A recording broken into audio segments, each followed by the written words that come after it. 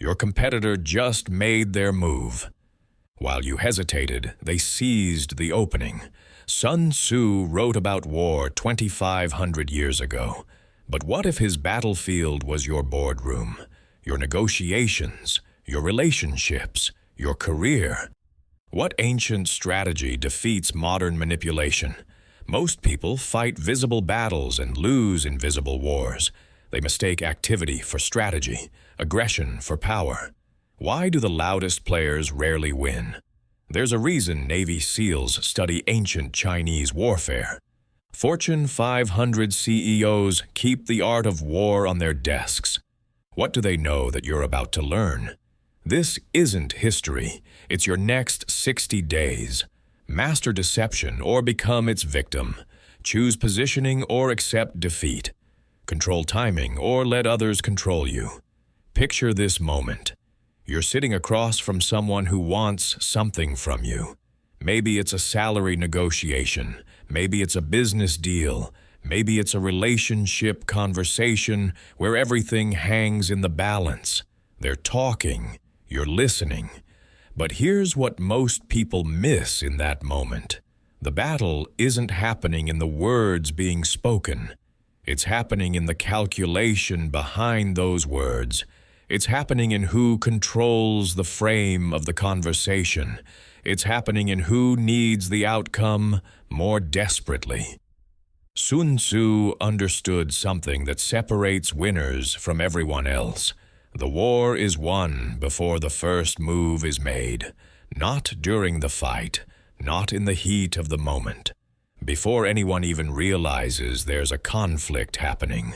Let me take you back to ancient China, but not in the way you think. Forget the romanticized version of warfare. Sun Tzu wasn't a philosopher writing poetry about conflict. He was a general who never lost a battle in his entire military career. Read that again. Never lost. Not once. And here's the part that should make you pay attention. He accomplished this not by having the biggest army, or the most weapons, or the fiercest soldiers. He won because he made winning inevitable before the battle started. He positioned himself so perfectly that by the time conflict arrived, the outcome was already determined. The enemy didn't lose because Sun Tzu fought harder. They lost because they were already checkmated before they realized they were playing chess. Now, bring that forward 2,500 years. The battlefields changed. Instead of armies clashing with swords and spears, you've got corporate boardrooms where careers live and die in a single meeting. You've got negotiations where one person walks away with everything and the other person wonders what just happened. You've got relationships where psychological positioning determines who has power and who doesn't. You've got social dynamics where the person who appears to be losing is actually setting up a devastating countermove. The principles haven't changed. Only the battlefield shifted. Here's what I need you to understand before we go any further. This isn't a book about being more aggressive. It's not about fighting harder or talking louder or bulldozing your way through opposition. That's what amateurs do. That's what people do when they don't understand strategy. Real strategic savagery is invisible until it's too late for your opponent to counter it. It's the CEO who smiles and nods in a meeting while engineering a complete reversal of the decision behind the scenes. It's the negotiator who appears to give ground while actually gaining territory. It's the person who loses the battle in front of everyone and wins the war when nobody's watching. The savage foundation starts with assessment. Sun Tzu identified 5 factors that determine victory before a single move is made.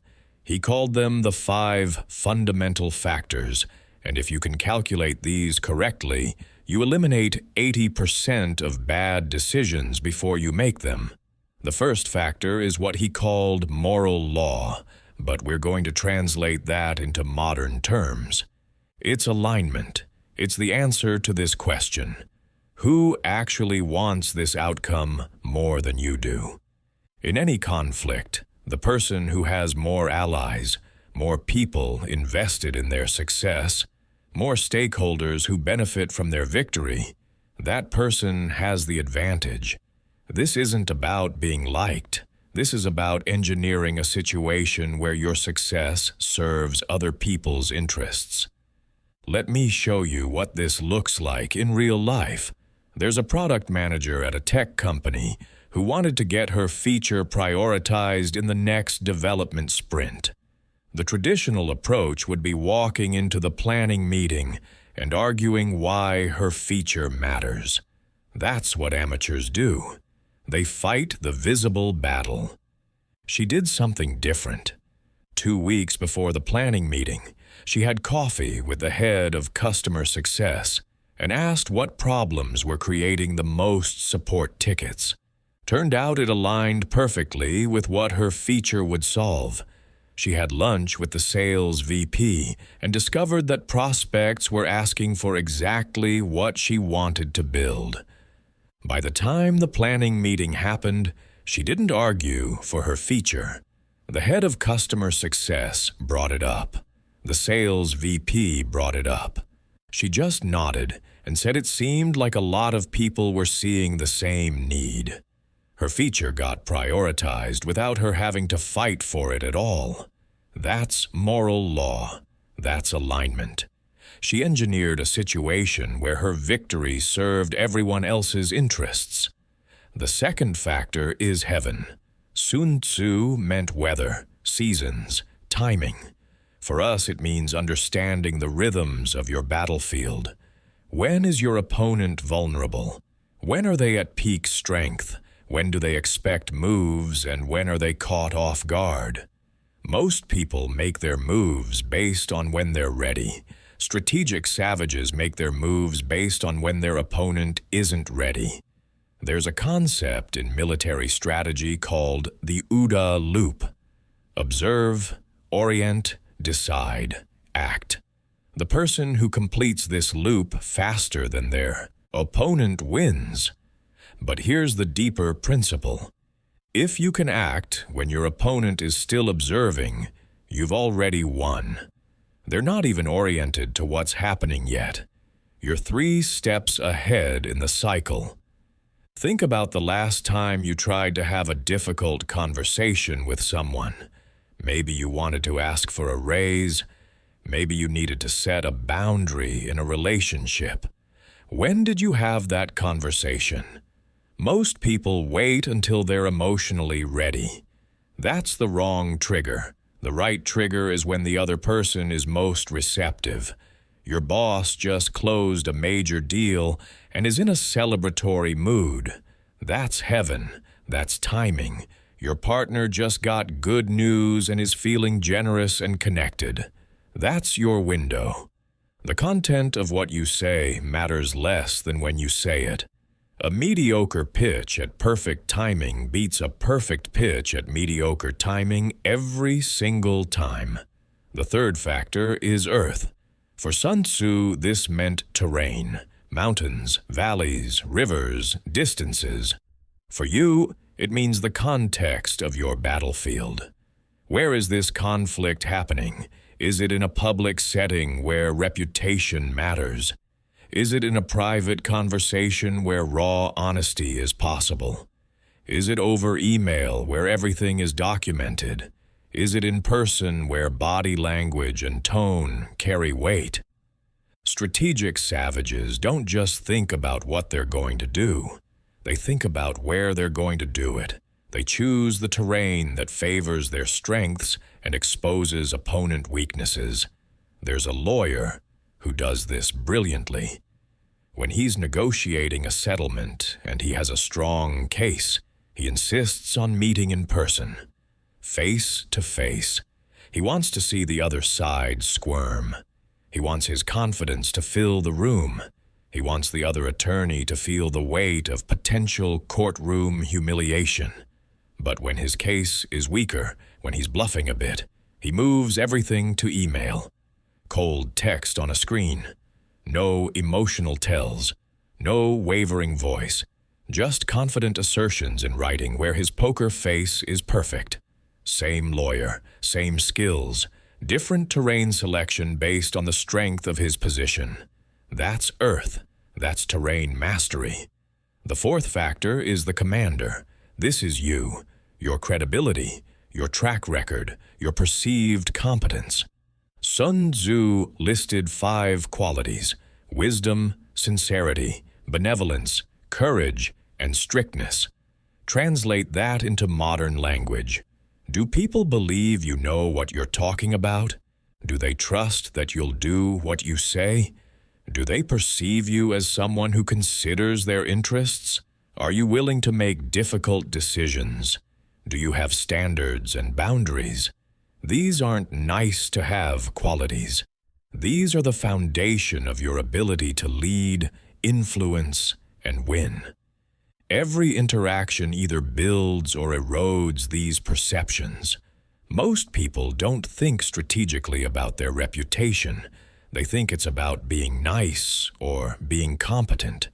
It's about being perceived as someone who wins, who keeps their word, who serves a larger purpose, who doesn't back down, and who maintains standards.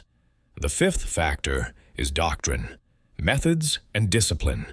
Your systems, your preparation, your ability to execute consistently. In warfare, this meant training, organization, supply chains. In your life, it means your habits, your processes, your preparation rituals. The person who wings it versus the person who has a system. The person with the system wins. Not sometimes. Always. Strategic savagery isn't about moments of brilliance. It's about consistent execution of proven principles. It's showing up with your research done, your scenarios planned, your responses rehearsed, your emotional triggers managed, your energy optimized. Before you make any significant move, you need to assess these 5 factors honestly. Who has more alignment, you or your opponent? Who has better timing on their side? Who has terrain advantage? Who has stronger credibility? Who has better systems and preparation? If you're outmatched in 4 out of 5, you don't fight that battle. You reposition, you wait, you change the battlefield. This is where most people fail. They commit to fights they can't win because they didn't assess first. They mistake courage for strategy. Sun Tzu had a harsh truth. If you know yourself and know your enemy, you need not fear the result of 100 battles. If you know yourself but not the enemy, for every victory you'll suffer a defeat.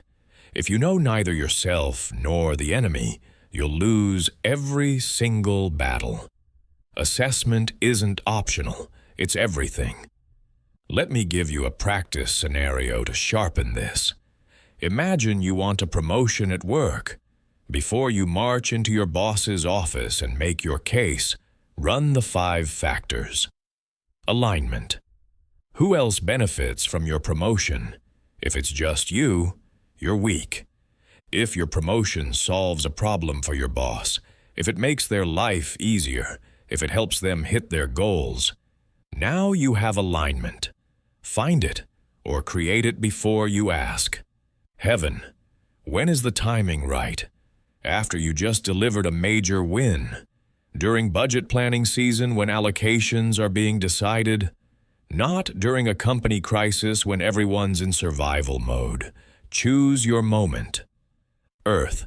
Where do you have this conversation? In a formal performance review where it feels like begging?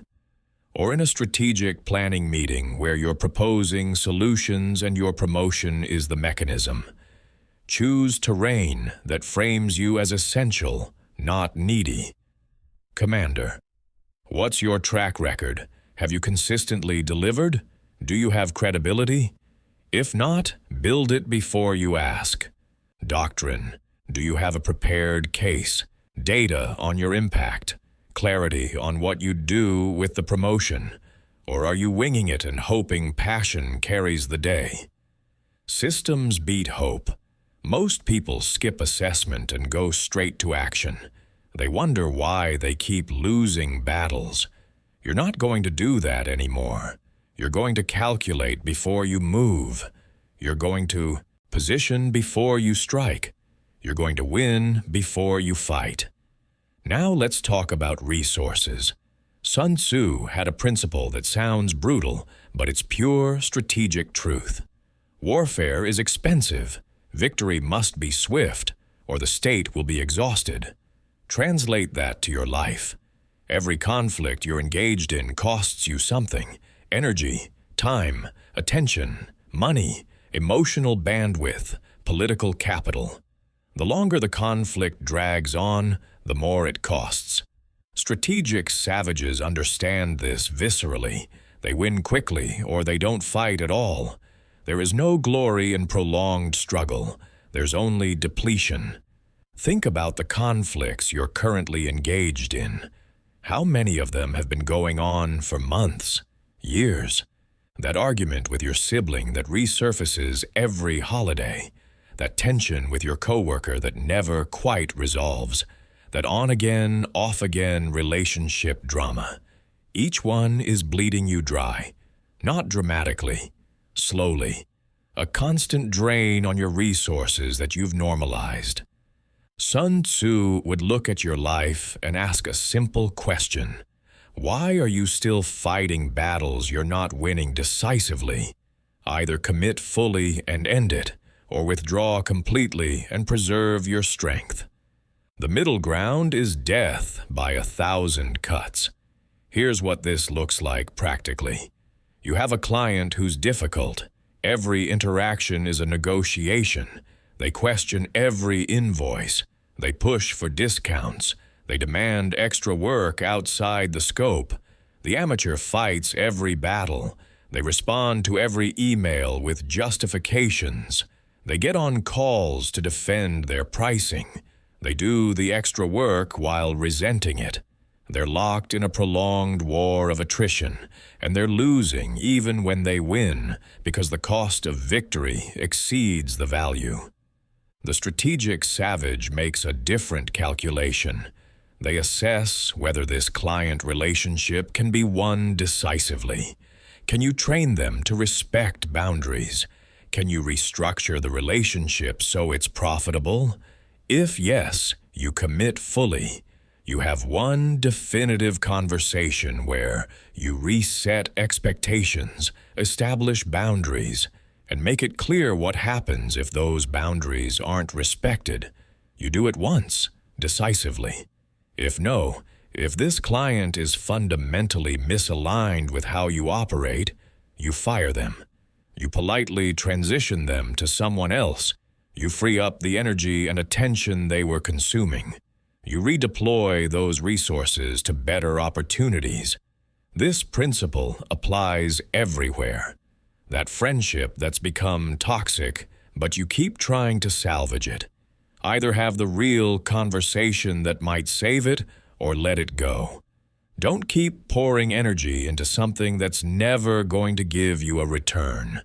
That business idea that you've been half pursuing for 3 years.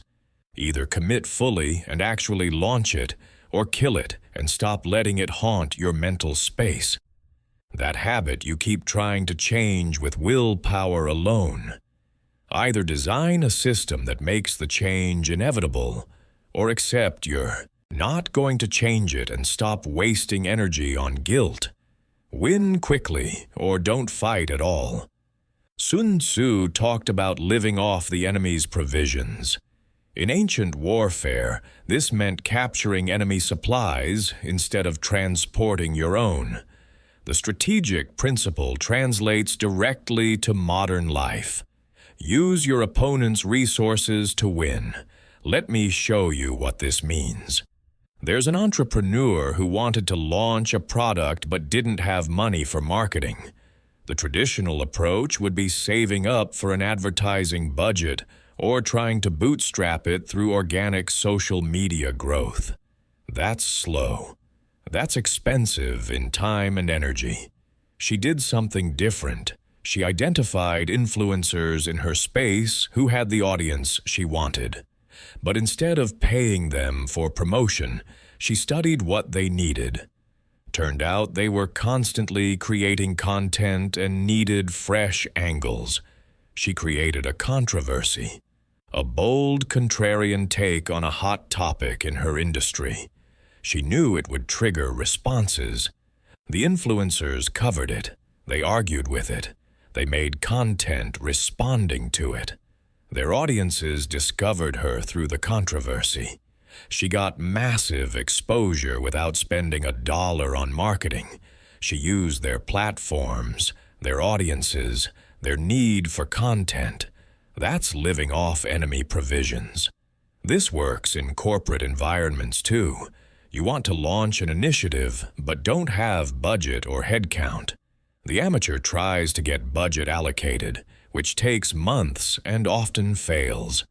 The strategic savage finds someone who already has budget and headcount, but needs to hit metrics. You structure your initiative as the solution to their problem. Now you're using their resources to accomplish your goal. They get credit for solving their problem. You get your initiative launched. Everybody wins, but you didn't deplete your own resources to make it happen. The deeper principle here is about leverage. Strategic savages are obsessed with leverage. How do I get maximum results with minimum resource expenditure? Every move should generate more energy than it consumes. If you're constantly exhausted by your strategies, you're doing it wrong. The right strategy should feel almost effortless, because you've positioned yourself so well that momentum does most of the work. You're not pushing a boulder uphill. You're releasing a boulder at the top of a hill and watching it roll.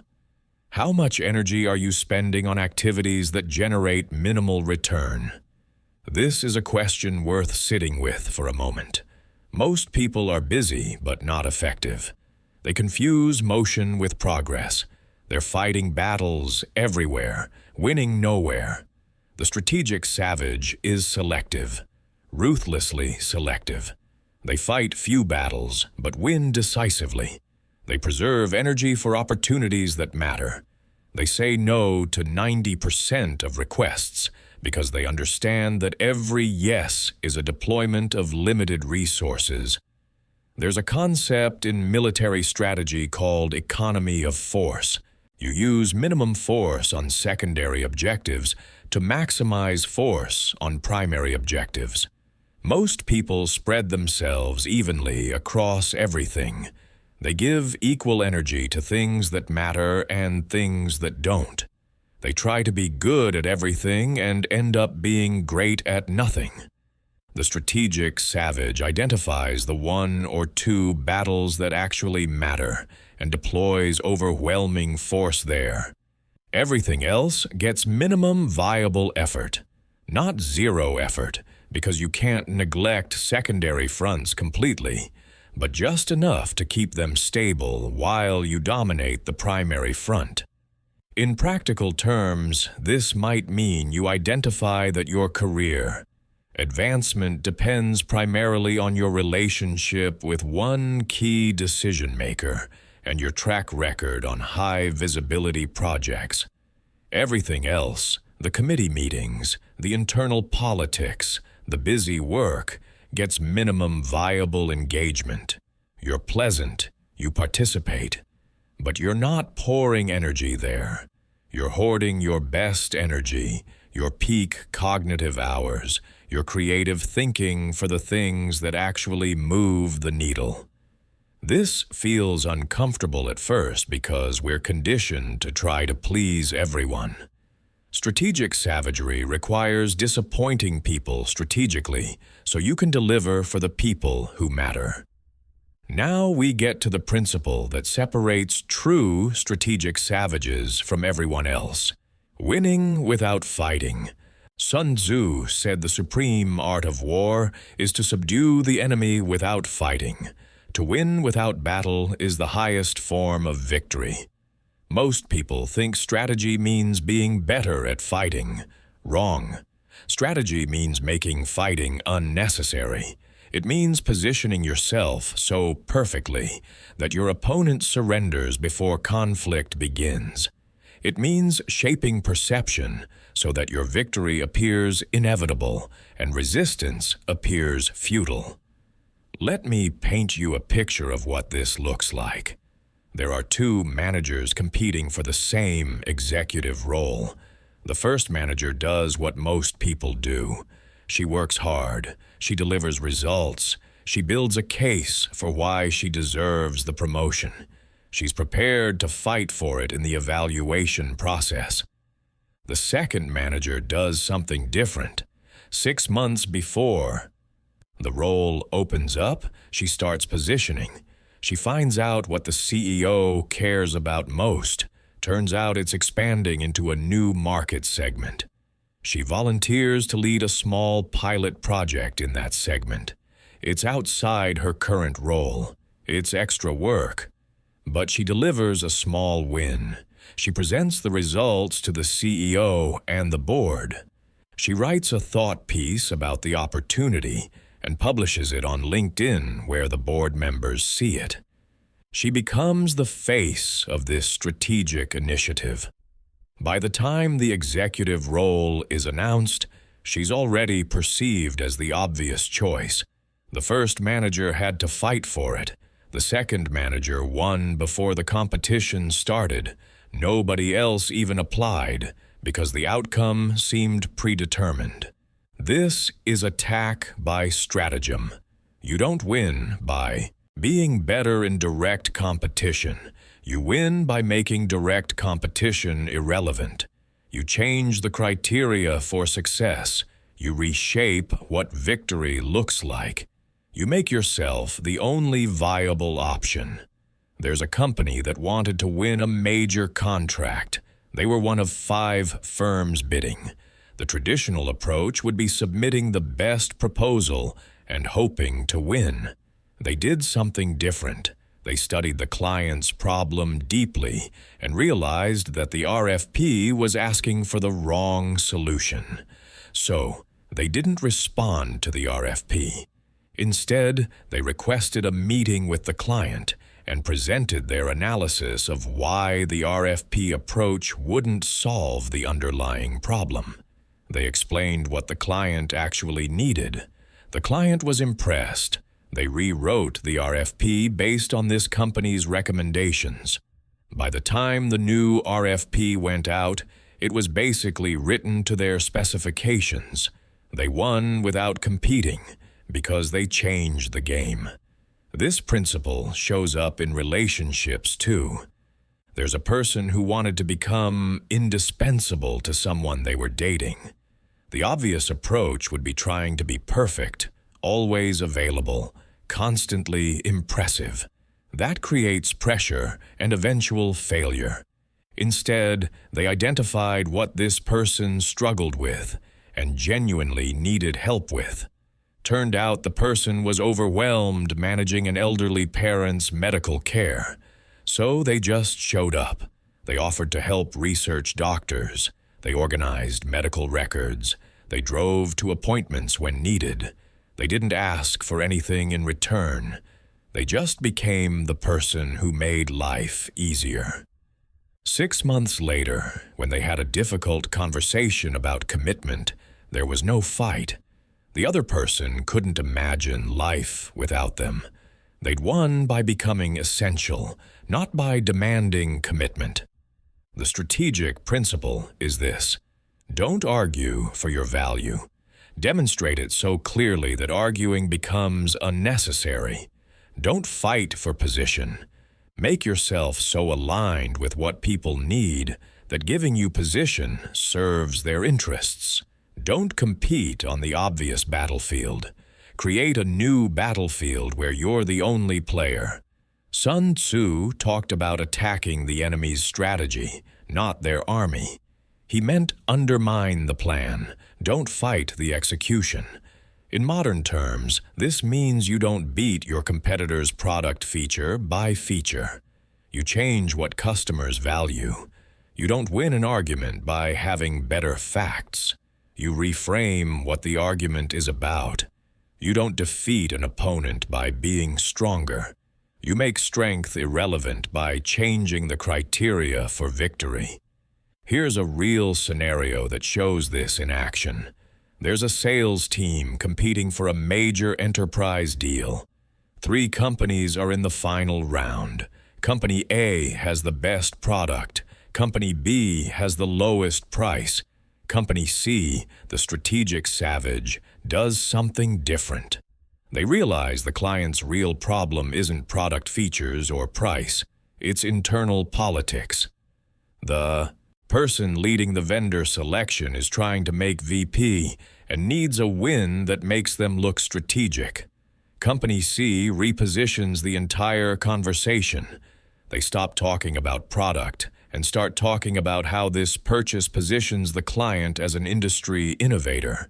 They create a case study framework before the deal even closes, showing how the client will present this as visionary thinking. They connect the vendor selection manager with industry analysts who will write about the decision. They turn the purchase into a career-building move for the decision maker. Company A and Company B are still fighting about features and price. Company C is fighting about the decision maker's career trajectory. Guess who wins? The battle that matters isn't the one your competitors are fighting. It's the one they don't even see. Strategic savages understand that every conflict has visible and invisible dimensions. The visible dimension is what people think they're fighting about. The invisible dimension is what they're actually fighting about. Status, fear, past wounds, identity. Strategic savages ignore the visible fight and address the invisible fight. A couple argues about dishes in the sink. The amateur addresses the dishes. The strategic savage addresses what the dishes represent. Is it about feeling respected? Is it about fairness in the relationship? Is it about feeling taken for granted? You solve the invisible problem, the visible problem disappears. You fight the visible problem, it morphs into the next complaint because you never addressed what it was really about. The same principle works in business negotiations. 2 companies are negotiating a partnership. They're arguing about revenue split percentages. The amateur fights about the numbers. The strategic savage asks what the numbers represent. Is this about fairness? Is this about control? Is this about fear of being taken advantage of? Is this about proving value to a board? Once you understand what the number really represents, you can often solve it without changing the number. Maybe the issue isn't the split, it's transparency. Give them full visibility into the economics, and suddenly they're comfortable with a split that seemed unacceptable before. Maybe it's about control. Give them control over something else they care about, and the revenue split becomes negotiable. Attack the strategy, not the symptom. Now let me ask you something. What battle are you currently fighting that you could win without fighting if you repositioned correctly? Maybe you're trying to get someone to change their behavior through confrontation. What if you changed their environment so the behavior you want became easier than the behavior you don't want? Maybe you're trying to beat a competitor through superior execution. What if you changed what customers value so your competitor's strengths become irrelevant? Maybe you're fighting for respect in a relationship. What if you became so aligned with what they need that disrespecting you would hurt them more than it hurts you? The highest form of victory is the victory where your opponent doesn't even realize they lost because you made your success inevitable. Let's move to the principle of invincibility. Sun Tzu said that a skilled warrior first makes himself invincible, then waits for the enemy to become vulnerable. Read that again, because it's the opposite of how most people operate. Most people look for opportunities to attack. They're constantly scanning for openings. That's backwards. The strategic savage focuses first on defense, on closing vulnerabilities, on eliminating weaknesses, on becoming unbeatable. Only then do they look for offensive opportunities. Because here's the truth. If you're vulnerable, it doesn't matter how good your offense is. One counterstrike and you're done. Think about heavyweight boxing. The amateur boxer is all offense. They're throwing big punches, looking for the knockout. They're exciting to watch. They also get knocked out a lot. The champion understands defense first. They protect themselves. They don't leave openings. They make themselves hard to hit. Then, when their opponent extends too far or drops their guard, they strike. The knockout comes not from wild aggression, but from perfect defense, creating an offensive opportunity. The same principle applies to every domain of life. Before you chase the promotion, make yourself unfireable. Before you start the business, eliminate personal financial vulnerability. Before you enter the relationship, make yourself whole. Before you make the big move, secure your foundation. There's an investor who embodies this principle. Everyone thought he was too conservative. While other investors were chasing high-risk, high-reward opportunities, he was building positions in stable assets, boring stuff, consistent returns, but nothing spectacular. Then the market crashed. The high flyers lost everything. They were leveraged, exposed, vulnerable. He was untouched. His stable positions held value. And here's where the strategic principle shows up. With everyone else broke and desperate, he had capital. He bought assets at a fraction of their value. Within 3 years, his boring strategy had delivered returns that eclipsed the most aggressive investors in their best years. He didn't win by taking bigger risks. He won by eliminating his vulnerability first, then striking when others were exposed. This principle of invincibility requires brutal honesty about your weaknesses. Most people avoid looking at their vulnerabilities. It's uncomfortable. It's easier to focus on strengths. But strategic savages are obsessed with finding and fixing weaknesses before enemies exploit them. They do red team exercises on themselves. They ask, if I were trying to destroy me, where would I attack? What are my dependencies? Where am I overextended? What am I assuming will stay stable that might not? Where have I created single points of failure? Then they fix those vulnerabilities systematically. In practical terms, this might look like having a difficult money conversation with yourself. You're building a business. It's growing. You're excited. But you're also dependent on 2 major clients for 70% of your revenue. That's a vulnerability. If either client leaves, you're in crisis. The invincible position means diversifying that revenue before it becomes a problem. It means having 6 months of operating expenses saved. It means having backup plans for key personnel. It's not exciting work. It doesn't feel like growth. But it's what separates businesses that survive disruption from businesses that collapse. The same principle applies to careers. You're successful in your role. You're valuable to your company.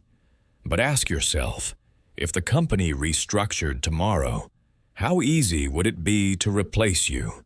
If your boss who champions you left, would the new boss value you the same way? If your industry changed, how transferable are your skills? The invincible position means building options before you need them. It means maintaining relationships with recruiters even when you're happy. It means developing skills adjacent to your current role. It means having a professional network that exists independent of your current company. Most people wait until they're vulnerable to build these things. By then, it's too late. You build invincibility when you don't need it, so you have it when you do. Relationships, too. The person who makes another person their entire emotional world has created massive vulnerability. If that relationship ends, they collapse. The invincible position means maintaining your own identity, your own friendships, your own sources of meaning and fulfillment, not as backup plans, but as foundations of a whole life. Then the relationship exists from wholeness, not from need. Paradoxically, this makes the relationship stronger because you're choosing it, not clinging to it. Here's what invincibility looks like in action. Picture a CEO navigating a crisis. The company's biggest product just failed spectacularly. Competitors are circling. The board is panicking. Employees are worried.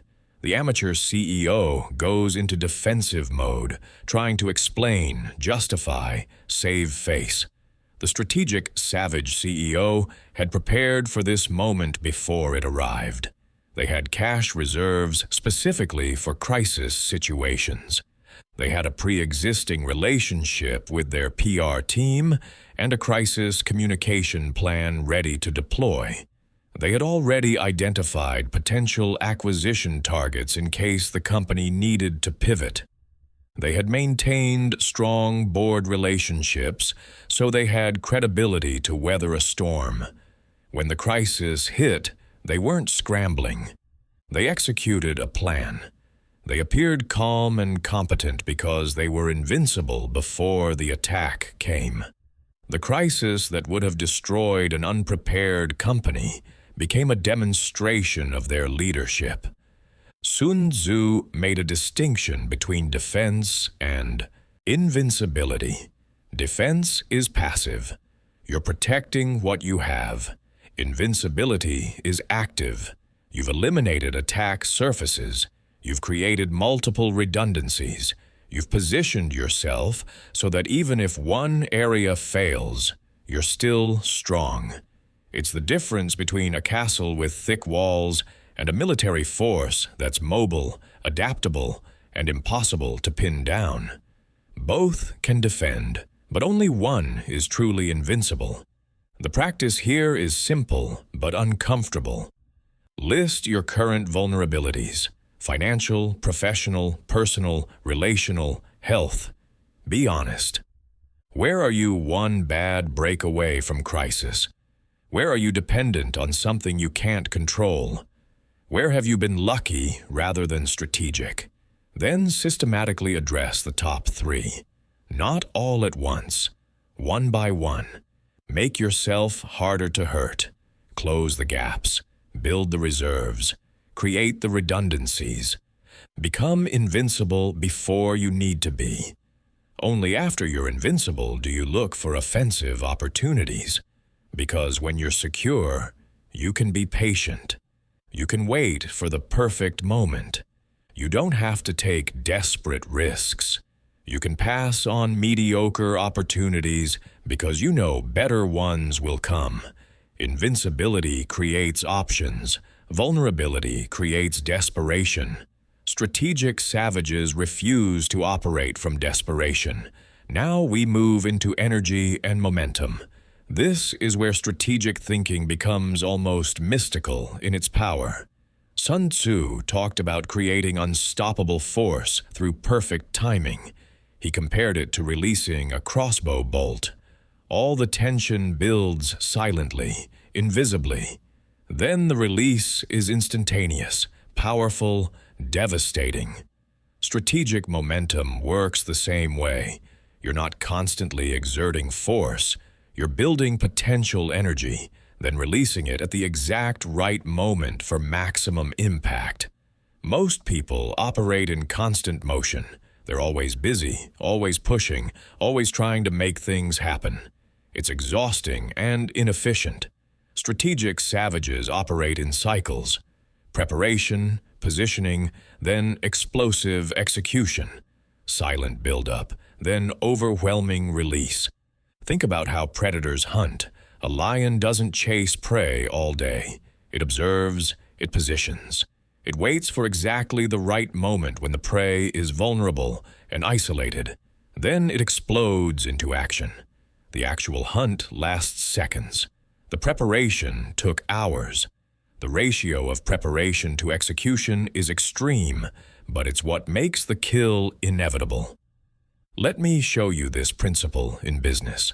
There's a startup that wanted to launch a new product. The amateur approach is launching when the product is ready and hoping for traction.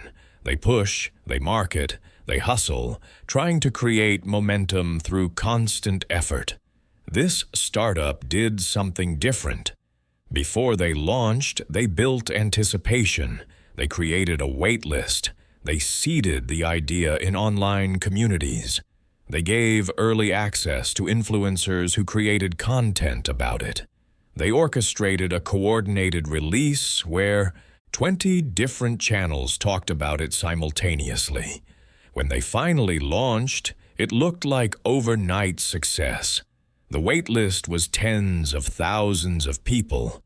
The launch day crashed their servers from traffic.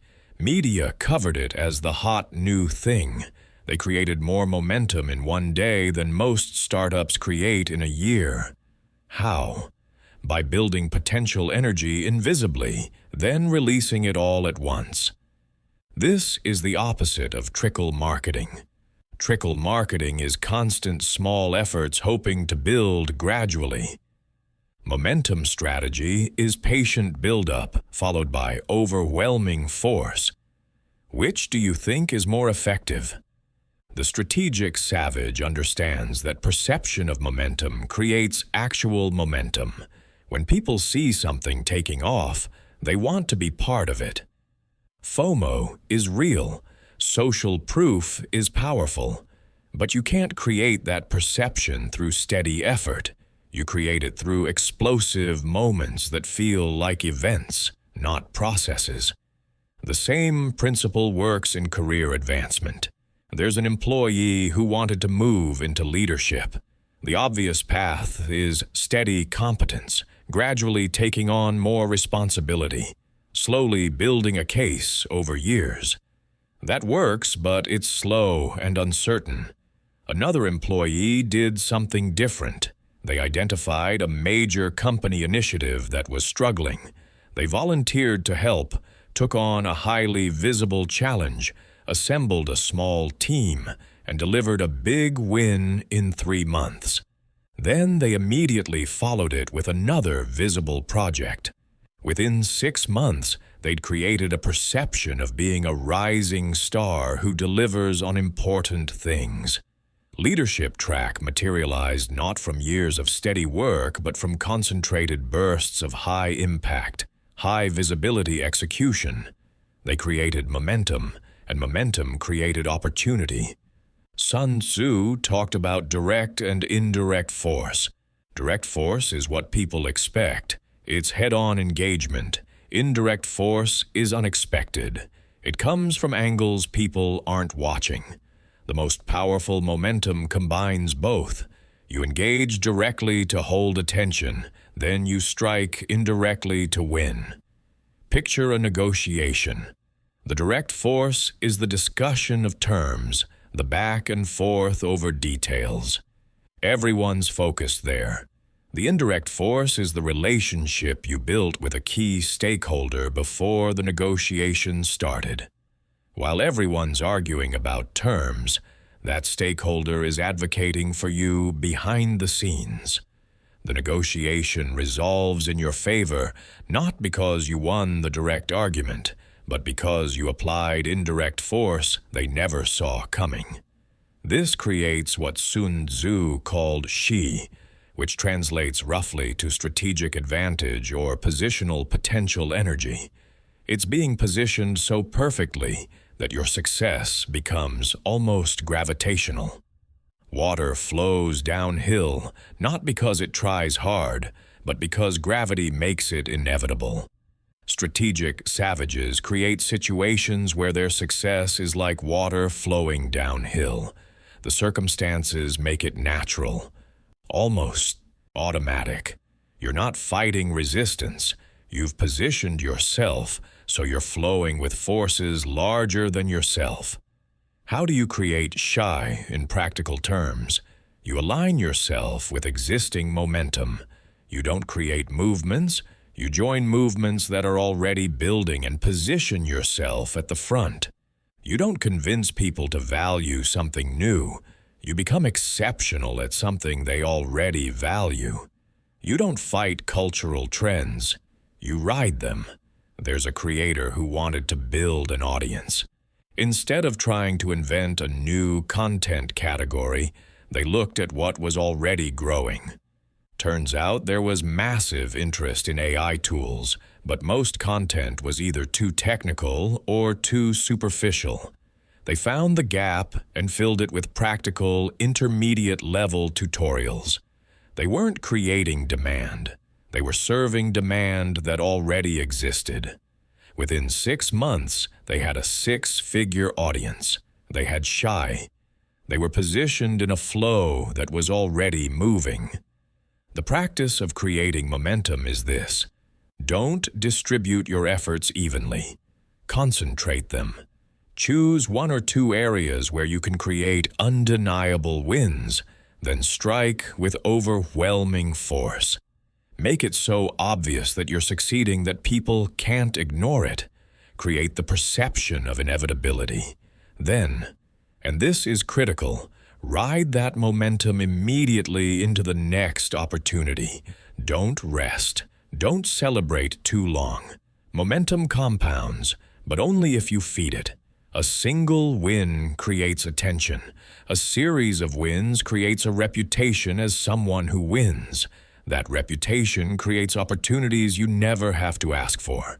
Let me give you a visualization to lock this in. Close your eyes for a moment and picture yourself building a massive boulder at the top of a hill. Every day you're adding stones to it. From the outside, it looks like nothing is happening. You're just stacking rocks. But you know what you're building. You know that once this boulder reaches critical mass and you release it, nothing will stop it. That's strategic momentum, silent preparation, patient positioning. Then one decisive release that creates unstoppable force.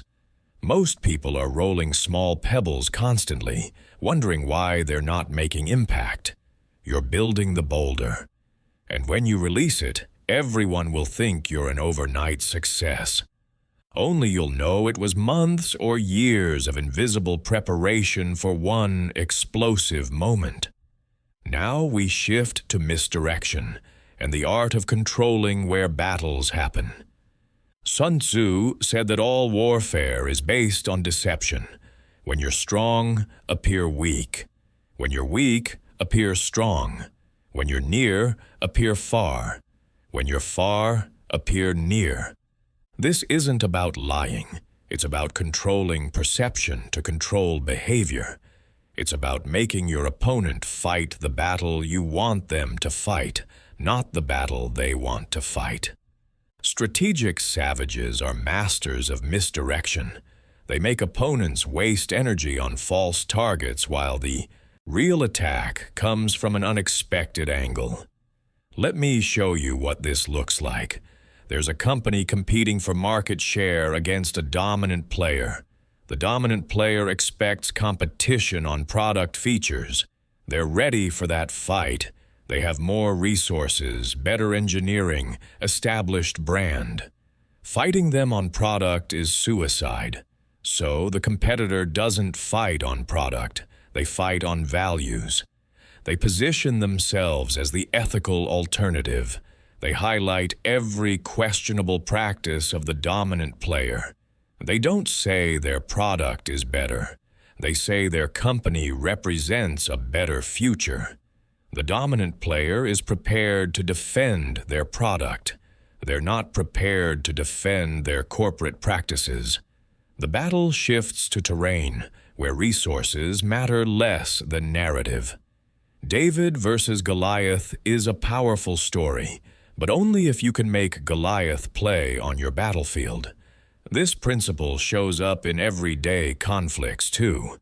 You're in a relationship argument. Your partner is attacking you for something specific, maybe forgetting an important date. The amateur defends against the specific attack. They explain why they forgot. They promise to do better. They're playing defense. The strategic savage recognizes that the specific attack is rarely the real issue, so they don't defend against it. Instead, they change the battlefield. They say something like, "I hear that this hurt you, and I want to understand what this means to you. What are you really feeling right now?" They've shifted from defending their behavior to exploring their partner's emotions. They've changed what the conversation is about.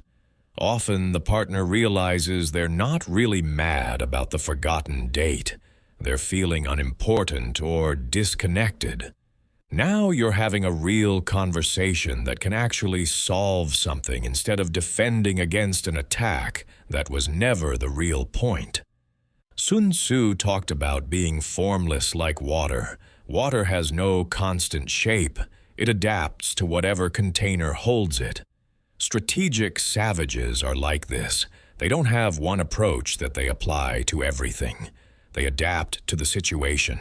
They become what's needed. In a room full of aggressive people, they become the calm voice of reason. In a room full of cautious people, they become the bold visionary. They don't have a fixed identity they're defending. They have a goal they're pursuing, and they shape themselves to whatever serves that goal in the current context. This is deeply uncomfortable for most people because we're taught to be authentic, to be ourselves. But strategic savages understand that you have many selves. The self you are with your parents is different from the self you are with your friends is different from the self you are in a negotiation. None of these is fake. They're all real. You contain multitudes. The question is, which self serves your objective in this moment? Are you going to be rigid and bring the same self to every situation? Or are you going to be strategic and bring the self that's most effective? There's a consultant who does this brilliantly. With technical clients, he becomes deeply analytical. He speaks in data and frameworks. He matches their precision. With creative clients, he becomes visionary and narrative-driven. He speaks in stories and possibilities. He matches their energy. Same person. Same underlying principles. Different presentation. Is this manipulation? Only if you think adapting to your audience is manipulation. It's actually respect. It's speaking the language that lands with the person you're talking to. The rigid person brings the same style to everyone and wonders why they're only effective with certain people. The adaptive person is effective with everyone because they meet people where they are. Now let's talk about misdirection in its most powerful form. You don't just hide your real objective. You actively create false objectives that draw attention and resources.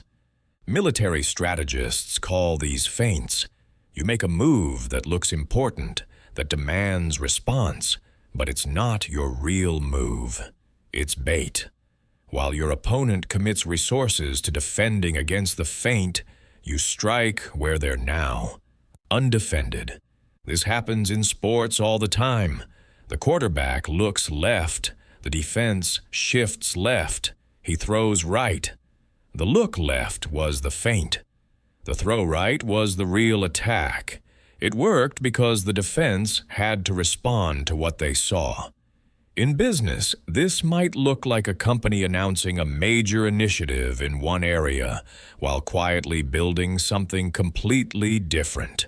The announced initiative gets competitor attention. Competitors respond, allocate resources to defend against it, maybe launch their own version. Meanwhile, the real innovation is happening in stealth. By the time competitors realize where the actual threat is, it's too late. They're committed to the wrong battlefield. In personal conflicts, a feint might be conceding something that appears significant, but costs you nothing in order to gain something that actually matters. Let's say you're negotiating a job offer. You ask for high salary, flexible hours, and equity. The employer pushes back on salary. You hold firm on salary for a while, making it seem like that's your main priority. Then you reluctantly concede some salary in exchange for more equity. They feel like they won because they got you down on salary. You got what you actually wanted, which was equity. The salary fight was a feint that made the equity ask seem reasonable by comparison. The principle is this: don't just pursue what you want directly. Create decoys, distractions, false priorities. Make your opponent commit to defending against threats that aren't your real attack. Then strike where they're weak because they've allocated resources elsewhere. Sun Tzu said, "If your opponent is of choleric temper, irritate him.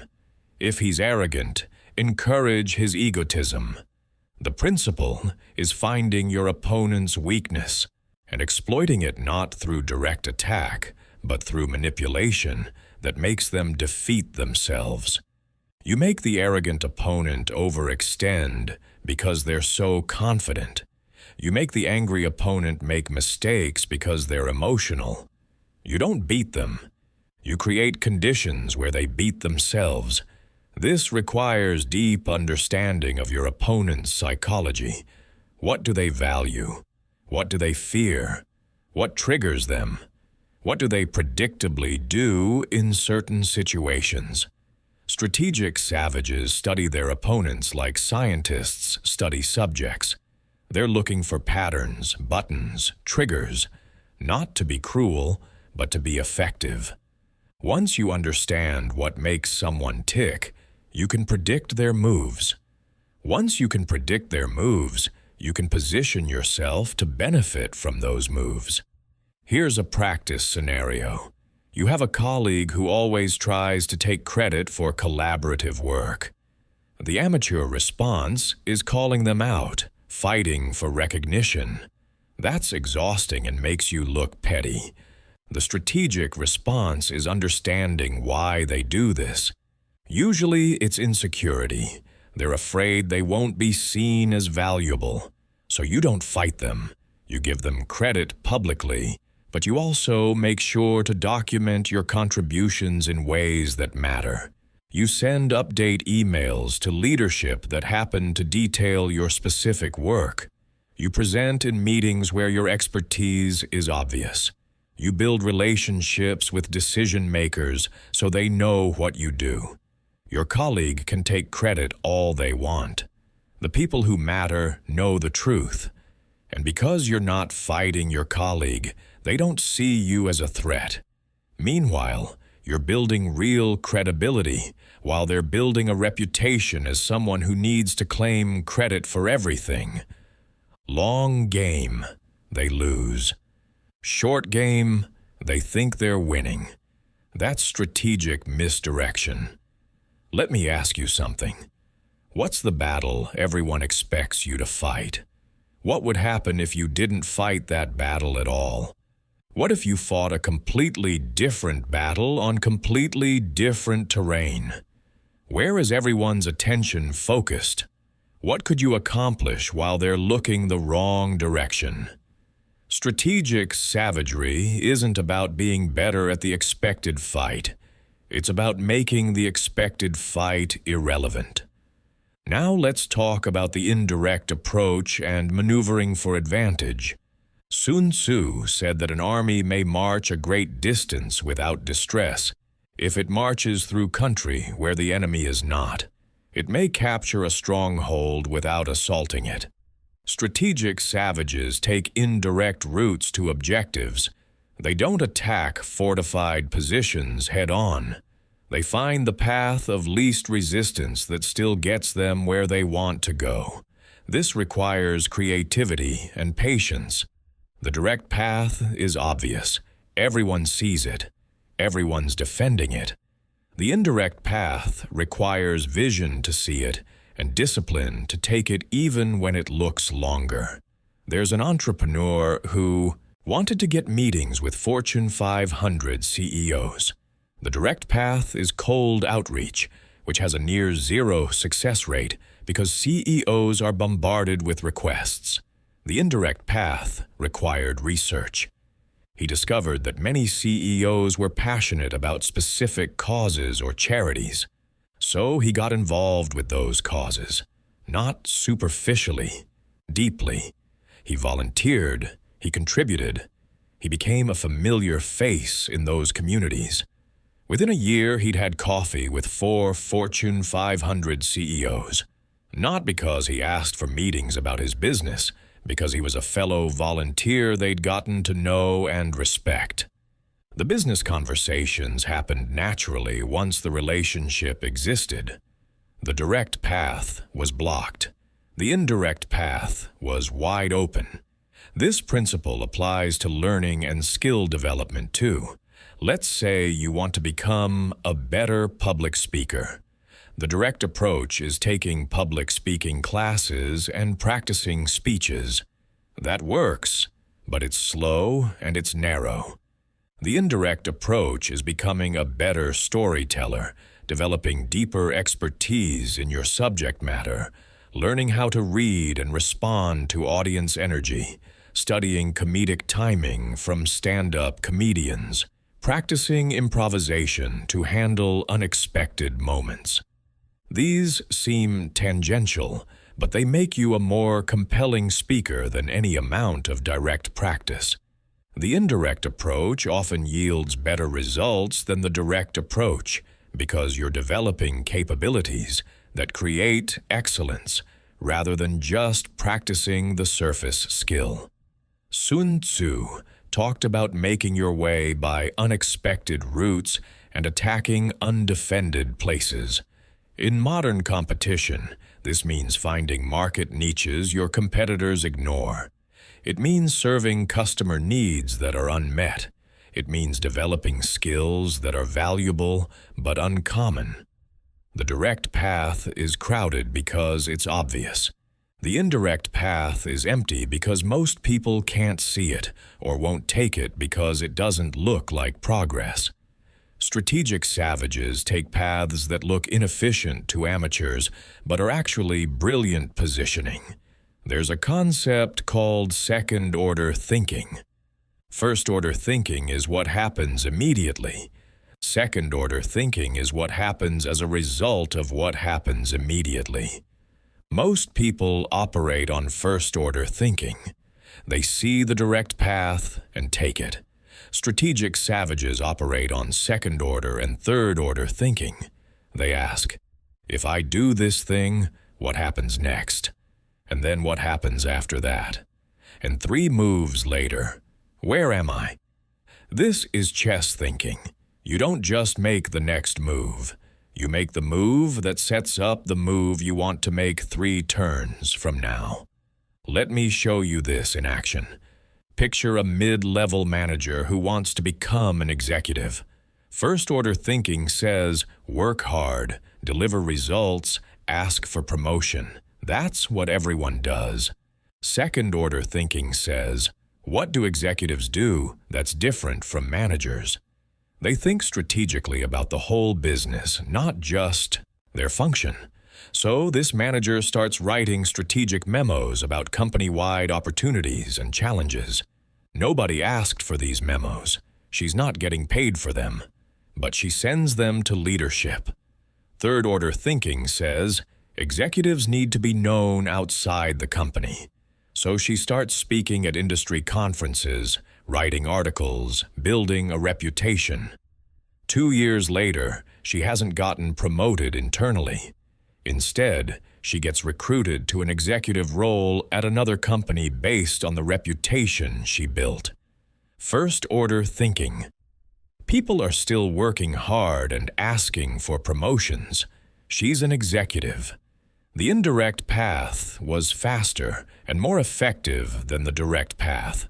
The principle is this: don't fight fortified positions. Maneuver around them.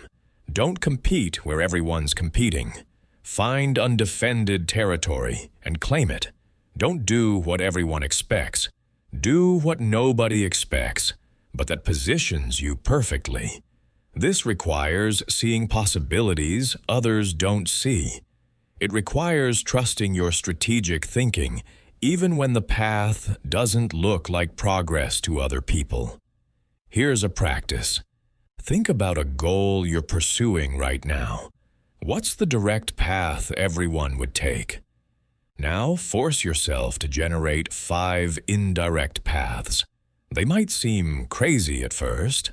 That's fine. Just brainstorm. How could you get to the same destination through completely different routes? Often, one of those crazy-seeming paths is actually brilliant.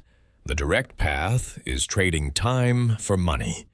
An indirect path is building a system that makes money without your time. The direct path is asking someone to mentor you. An indirect path is becoming so good at something they need that they seek you out. The direct path is competing with established players. An indirect path is creating a new category where you're the only player. Strategic savages love obstacles because obstacles that block the direct path eliminate competition. Everyone takes the easy path. When there's a barrier, most people give up or try to bulldoze through it. Strategic savages see barriers as opportunity. The barrier eliminated the lazy competitors. Now you just need to be smart enough to go around it. Don't break through obstacles. Flow around them. That's the indirect approach. Now we move into adaptive tactics and the art of becoming unreadable. Sun Tzu said that just as water retains no constant shape, in warfare there are no constant conditions. Strategic savages are fluid. They adapt to circumstances. They shift strategies based on what's happening. They're not locked into one approach. This is where a lot of people fail. They find a strategy that worked once, and they try to use it everywhere. That's like a poker player who keeps using the same bluff. It works the first time. After that, everyone sees it coming. The power of being adaptive is that you become unpredictable. Your opponents can't prepare for you because they don't know what you're going to do. You're responding to circumstances in real time. You're reading the situation and adjusting. This requires letting go of ego attachment to specific strategies. A lot of people get emotionally invested in their approach. They want to be known for a particular style. Strategic savages don't care about style. They care about results. If the situation calls for aggressive action, they're aggressive. If it calls for patience, they're patient. If it calls for collaboration, they collaborate. If it calls for competition, they compete. They match the strategy to the situation, not the other way around. Let me show you what this looks like in practice. There's a negotiator who's known for being adaptable. In one negotiation, she came in extremely assertive, made big demands, held firm. In another negotiation with a different party, she came in collaborative, focused on mutual gains, made concessions easily. Same person, opposite approaches. Why? Because she read the situation. The first party respected strength and would have taken advantage of collaboration. The second party valued partnership and would have responded to aggression by walking away. She adapted. Both negotiations succeeded because the strategy fit the context. This is emotionally difficult for most people because we want to be consistent. We want to be known for something. We want our personal brand. Strategic savages understand that consistency is overrated. Effectiveness is what matters. If being consistent means using the wrong strategy for the situation, consistency is foolish. Better to be adaptive and effective than consistent and predictable. There's a concept in martial arts called mushin, or no mind. It's a state of flow where you're not thinking about what to do next. You're responding instinctively to what's happening. Strategic savages develop this for conflict situations. They've internalized so many patterns and principles that they can read a situation and know what to do without conscious calculation. This comes from experience, but it also comes from studying situations deliberately. After every significant interaction, strategic savages debrief themselves. What worked? What didn't? What did I miss? What would I do differently? They're building a mental library of patterns and responses. The way to develop adaptability is through scenario training. Don't just learn principles abstractly. Apply them to specific situations. If this happens, what would I do? If they respond this way, how would I counter? If the context changes like this, how does my strategy shift? You're building decision trees in your mind. When you're in the actual situation, you're not starting from scratch. You're pattern matching to scenarios you've already thought through. This is how chess masters play.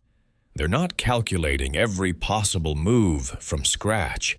They're recognizing patterns they've seen before and executing responses they've already developed.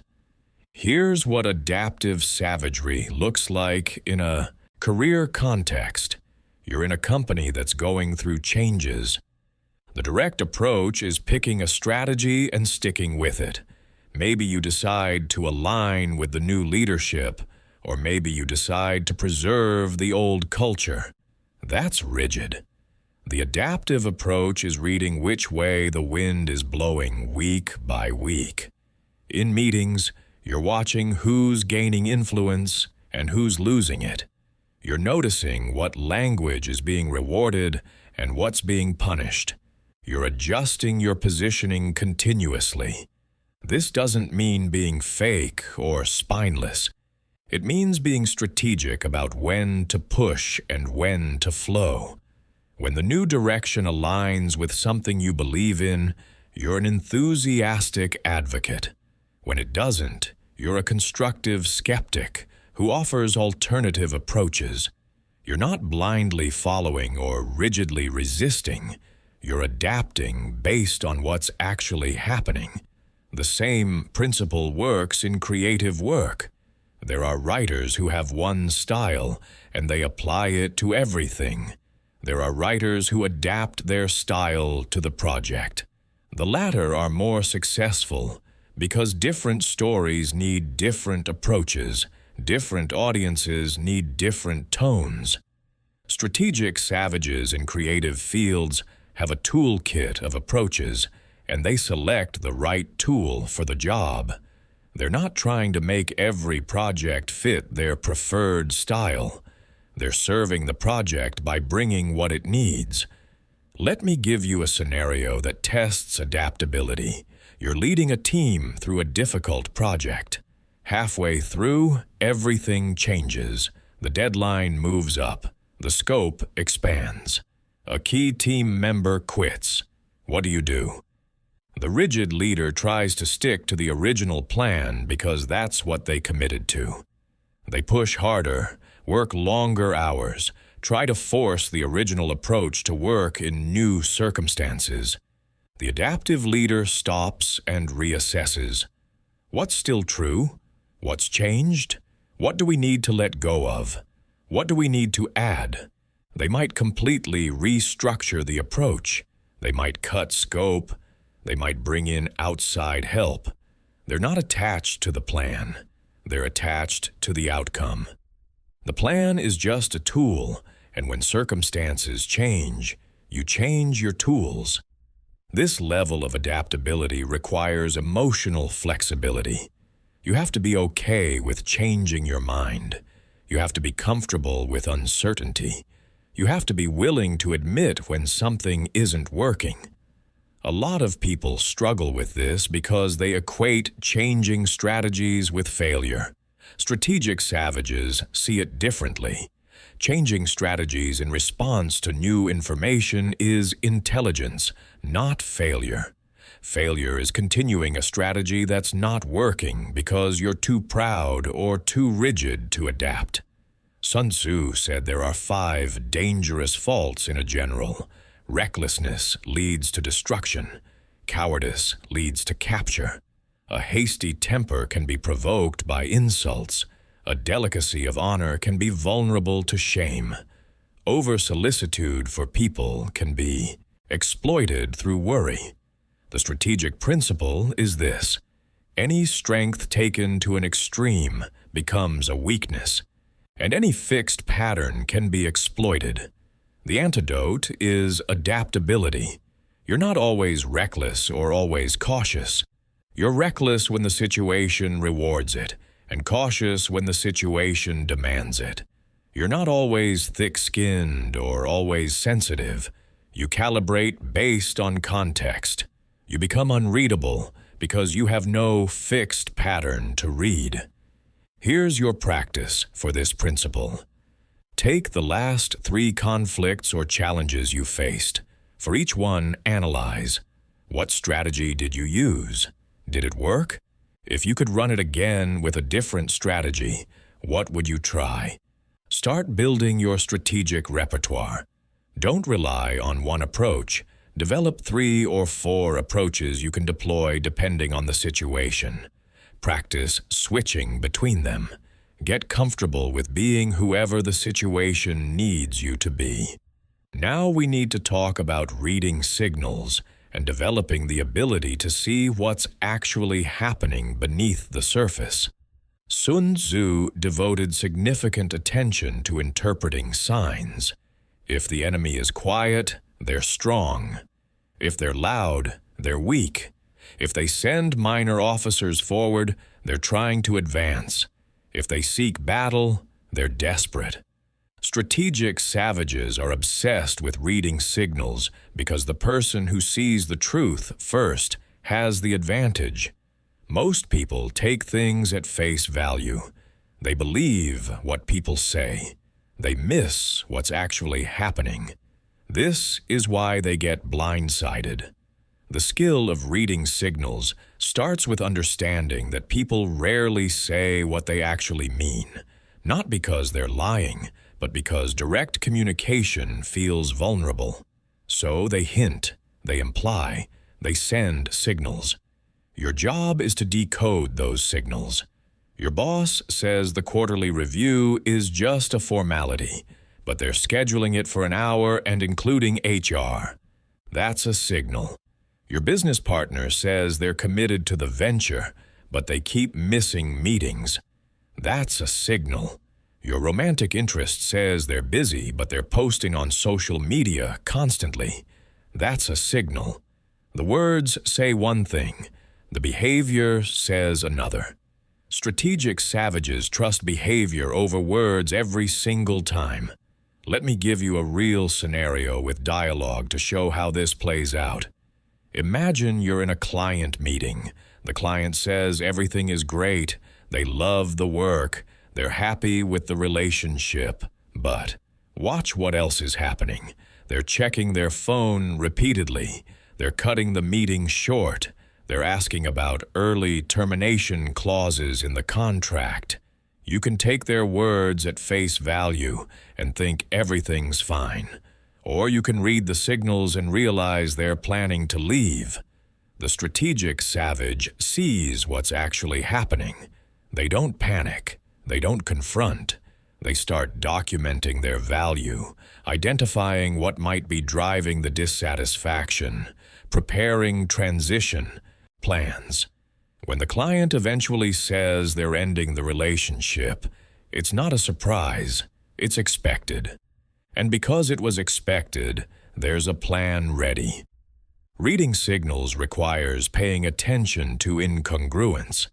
When words and actions don't match, trust the actions. When someone's tone doesn't match their message, trust the tone. When their body language contradicts their speech, trust the body language. People have less control over nonverbal communication than verbal communication. So nonverbal leaks truth. Strategic savages watch hands, posture, breathing, eye contact.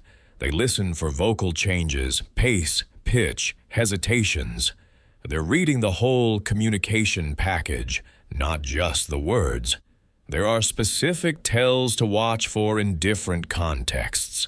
In negotiations, watch for when someone says they're fine with a term, but they shift in their seat or break eye contact when they say it. That's discomfort. Push there. In hiring, watch for when a candidate's energy changes. They're enthusiastic about everything until you mention team collaboration, and suddenly they go flat. That's a signal. They might be a lone wolf who struggles with teamwork. In relationships, watch for when someone says they're not upset, but their tone is clipped, and they create physical distance. They're upset. Address it, or it festers. Sun Tzu described reading military encampments based on dust clouds, bird movements, soldier behavior. He was teaching pattern recognition. The specifics of ancient warfare don't matter. The principle is universal. Everything is information if you know how to read it. Strategic savages are like detectives constantly gathering and interpreting data. They're not paranoid. They're observant. There's a difference. Here's another scenario. You're in a team meeting. A new initiative is being proposed. You watch who speaks first, who stays silent, who makes eye contact with whom, who nods, who looks skeptical. These are signals about the political landscape. You can see who's aligned with the initiative and who's against it before anyone says anything direct. This tells you where the battle lines are forming. If you support the initiative, you know who your allies are and who you need to persuade. If you oppose it, you know the same. The meeting hasn't even really started, and you've already read the room. That's signal reading. The practice of developing this skill is deliberate observation. Start with one context and force yourself to pay attention beyond words. Maybe it's meetings. For the next 10 meetings you're in, spend part of your attention watching for signals. Who has power in the room, and how can you tell? Who's aligned with whom? Who's checked out? After the meeting, test your observations. Were you right about the power dynamics? Did things play out the way your read suggested they would?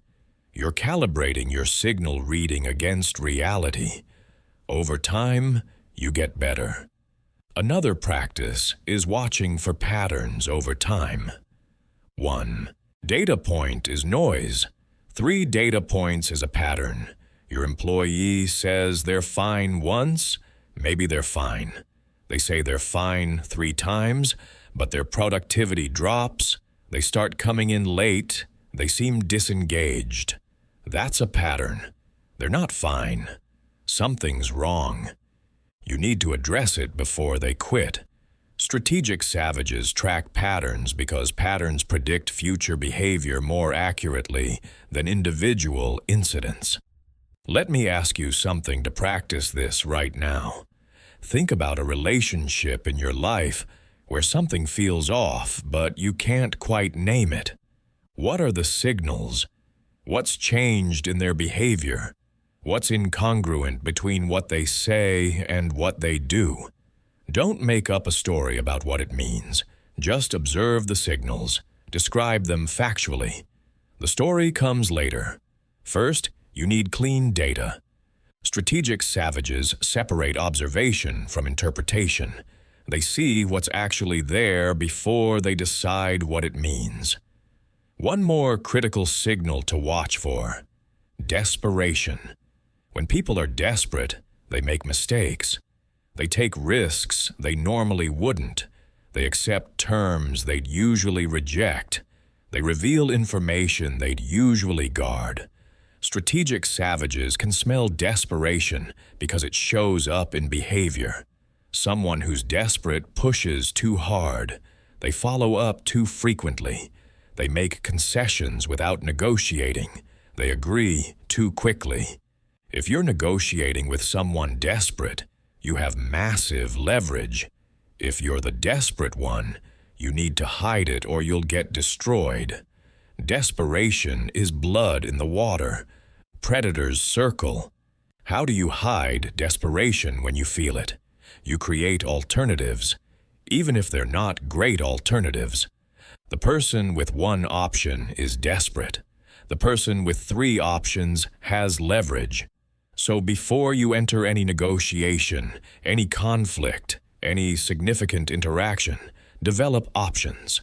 Real ones if possible. Perceived ones if necessary. Walk in being genuinely willing to walk away, and it changes your entire energy. You're not desperate anymore. You're selective. That shift in energy changes how people respond to you. Now let's talk about terrain and environmental mastery. Sun Tzu categorized terrain into types: accessible, entangling, temporizing, narrow, precipitous, distant. Each type required different tactics. The principle translates directly to modern contexts.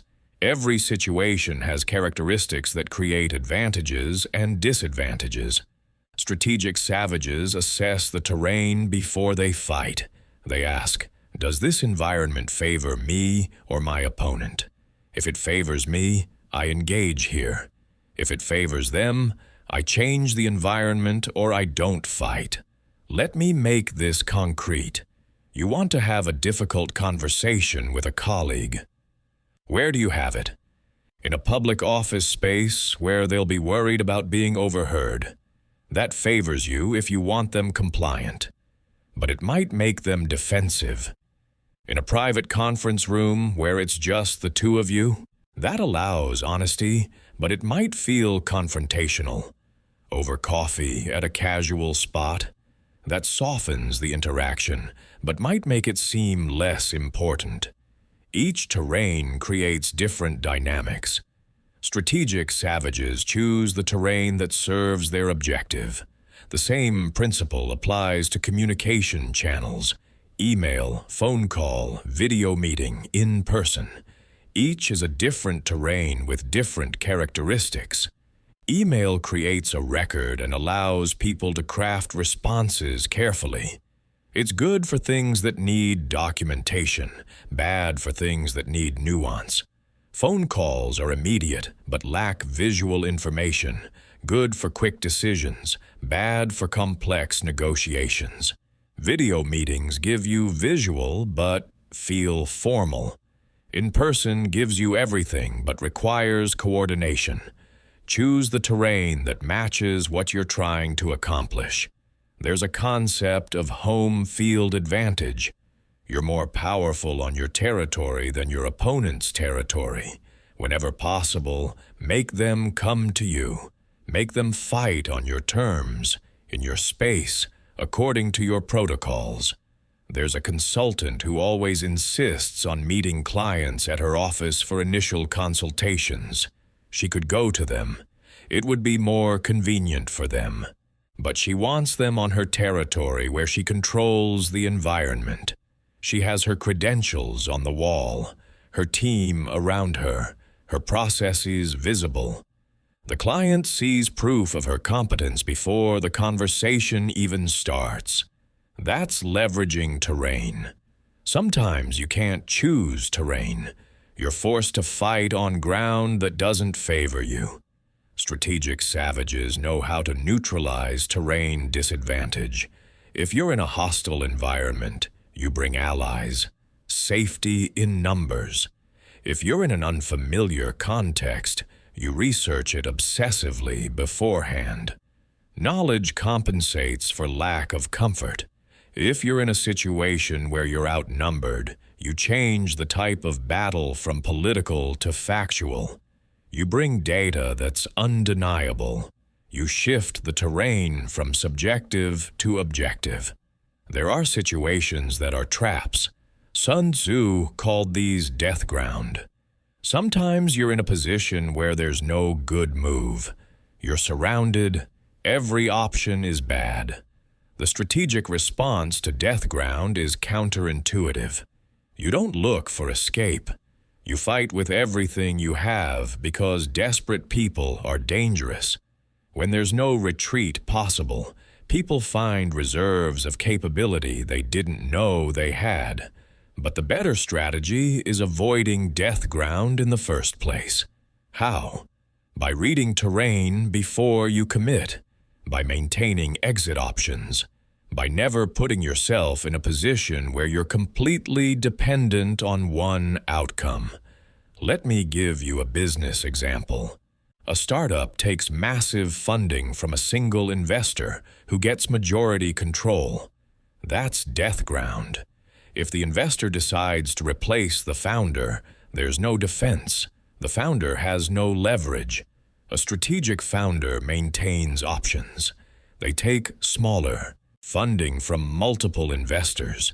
They retain control. They build the company to profitability so they don't need investors at all. They stay in advantageous terrain instead of committing to death ground. The same principle applies to careers. If you're completely dependent on one company, one boss, one client, you're in death ground. One decision can destroy your stability. Strategic savages maintain options, multiple income streams, transferable skills, a network that exists outside their current role, savings that give them runway. They're never one decision away from crisis because they've engineered advantageous terrain. Here's a practice for terrain mastery. Map your current major contexts, career, relationships, finances, health, whatever matters to you. For each one, assess. Am I in advantageous terrain or disadvantageous terrain? Advantageous means I have options, leverage, strength. Disadvantageous means I'm dependent, vulnerable, weak. For any area where you're in bad terrain, design a plan to improve your terrain. This might mean building new skills, developing new relationships, creating savings, establishing boundaries. The goal is positioning yourself in terrain that favors you before you need that advantage. Now let's explore the 9 situations and how human behavior changes based on context. Sun Tzu identified that armies behave differently depending on their tactical situation. When they're on home ground, they fight cautiously. When they're on enemy territory, they're alert. When they're in death ground where retreat is impossible, they fight desperately. The strategic principle is that context shapes behavior more powerfully than personality. If you understand what situation someone is in, you can predict how they'll behave more accurately than if you know their personality. This is massively important because most people try to understand others through personality. They think someone is aggressive or cautious by nature. Strategic savages understand that the same person will be aggressive in one context and cautious in another. The context is the key variable. A CEO is bold with new initiatives when the company is financially secure. The same CEO becomes conservative when the company is struggling. Same person, different situation, different behavior. If you're trying to get that CEO to approve a risky initiative, timing matters. Pitch when they're in secure territory. not when they're in desperate territory. Let me show you the 9 situations translated into modern contexts. Dispersive ground is when you're in your comfort zone, not much at stake. People are lazy here. They don't bring full effort. If you're trying to get someone to change when they're in dispersive ground, good luck. They have no motivation. Facile ground is when you've just entered new territory, but you can still easily retreat. People are uncommitted here. They're testing. They haven't decided yet. This is when you can influence them because they're still forming their position. Contentious ground is when something valuable is up for grabs that both sides want. People are competitive here. They're trying to win. This is negotiation terrain. The first one to claim it has advantage. Open ground is when everyone has access and there's free movement. People are strategic here. They're maneuvering for position. This is early-stage market competition. Intersecting ground is when multiple parties have interests and alliances matter. People are political here. They're building coalitions. This is corporate politics or community organizing. Serious ground is when you've gone deep into unfamiliar territory, and retreat is costly. People are committed here. They're all in. This is when someone's invested significant resources. Heavy ground is when you're surrounded by obstacles. People are resourceful here. They're creative about survival. This is crisis mode. Hemmed-in ground is when there's only one narrow path forward. People are focused here. They're single-minded. This is when someone has no choice. Death ground is when survival is at stake and there's no retreat. People are ferocious here. They're fighting for their life. This is desperation.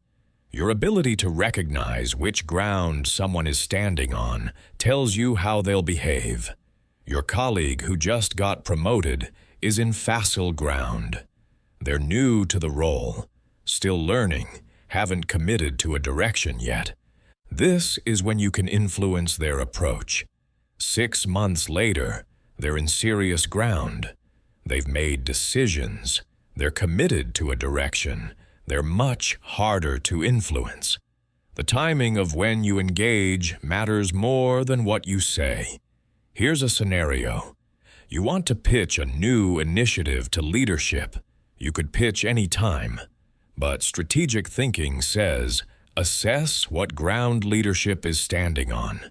If the company just had a bad quarter and they're in heavy ground trying to survive, your innovative new initiative will be seen as distraction. Wait, if the company just closed a major deal and they're in dispersive ground feeling comfortable, your initiative might not generate urgency. Also, not ideal. The perfect time is when they're in contentious ground, looking for the next advantage over competitors. Your initiative becomes the weapon they're looking for. Same pitch, different timing based on reading their situation, massively different outcomes. The power of understanding situations is it lets you engineer situations. You don't just read the situation someone's in. You can create situations that trigger the behavior you want. You want someone to commit fully? Put them in serious ground where they've invested enough that retreat is costly. You want someone to fight hard? Create death ground where they perceive their survival depends on winning. You want someone to be collaborative? Create intersecting ground where alliances serve both sides. This sounds manipulative, and it can be if used harmlessly. But it's also just understanding human psychology and designing contexts that bring out desired behaviors. Let me give you a relationship example. You want your partner to take something seriously. If you bring it up casually in dispersive ground, while you're both relaxed watching TV, they won't engage fully. But if you create serious ground by saying, "We need to talk about something important. Can we set aside time this weekend for a real conversation?" you've shifted the situation. They're going to bring different energy, not because you change them, but because you change the situation they're in. Same person, different ground, different behavior. The practice here is situation diagnosis. For any interaction that matters, before you engage, ask yourself, what situation is this person in? Are they comfortable or desperate? New or committed? Under pressure or relaxed? Then ask, what situation would serve my objective? What behavior do I need from them? What ground produces that behavior? Then ask, can I create that ground, or do I need to wait for it to occur naturally? You're becoming a designer of situations, not just a participant in them. One critical insight about death ground. Sun Tzu said you should sometimes deliberately place your own forces in death ground. When retreat is impossible, people fight with everything they have. In modern terms, this means sometimes you burn bridges intentionally. You make retreat impossible. You publicly commit to something so that failure would be humiliating. You create consequences that make success your only option. This is terrifying but powerful. The person with an escape route is always tempted to use it. The person with no escape route finds reserves they didn't know existed. Strategic savages use this selectively. They don't live in death ground constantly, because that's exhausting. But for critical moments, for must-win situations, they engineer death ground for themselves. They cut off retreat, they go all in. And the intensity that produces is often what makes impossible things possible. Now we reach the final principle, attack by fire, which translates to executing explosive strategic strikes at moments of maximum vulnerability.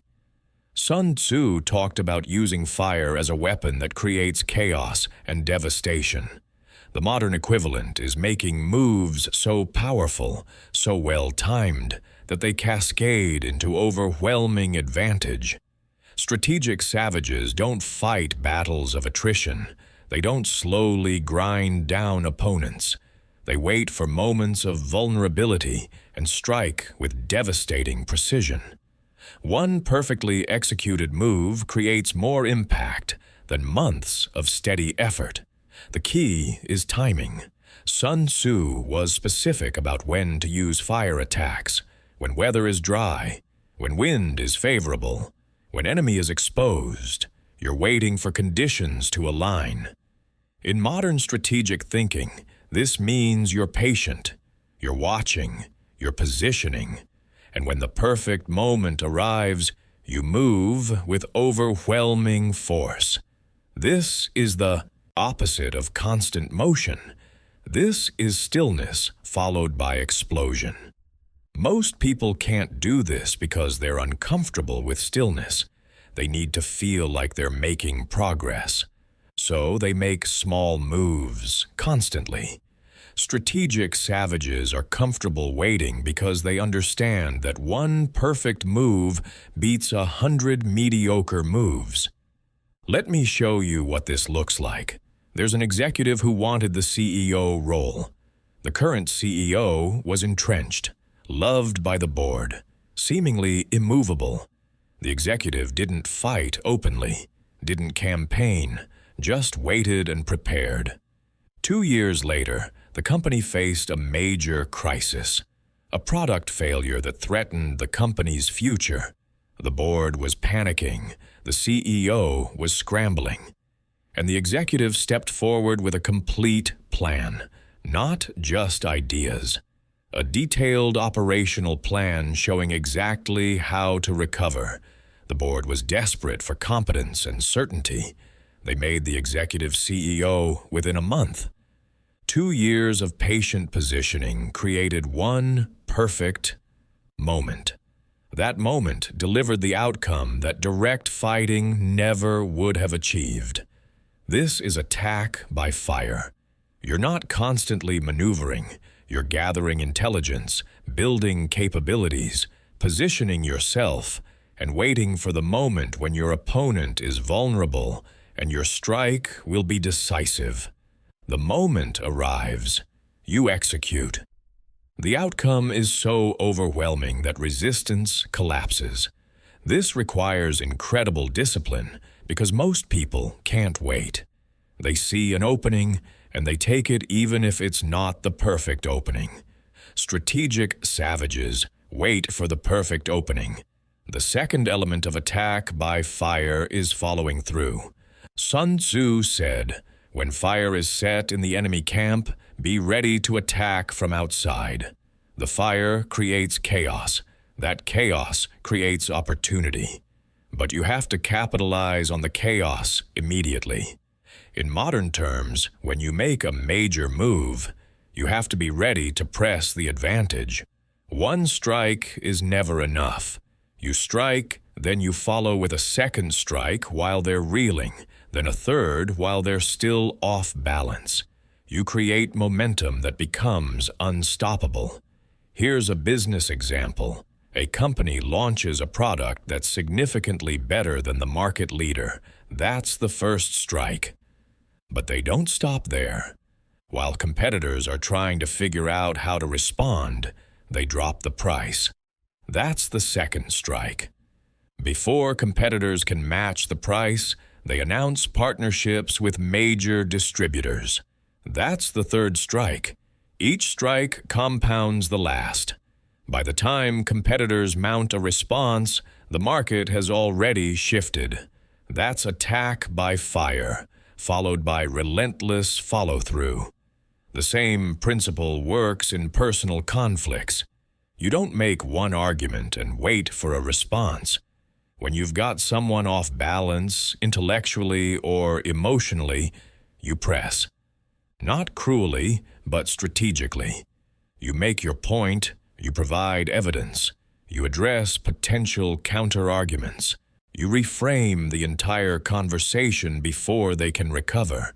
You create a cascade that makes your position feel inevitable.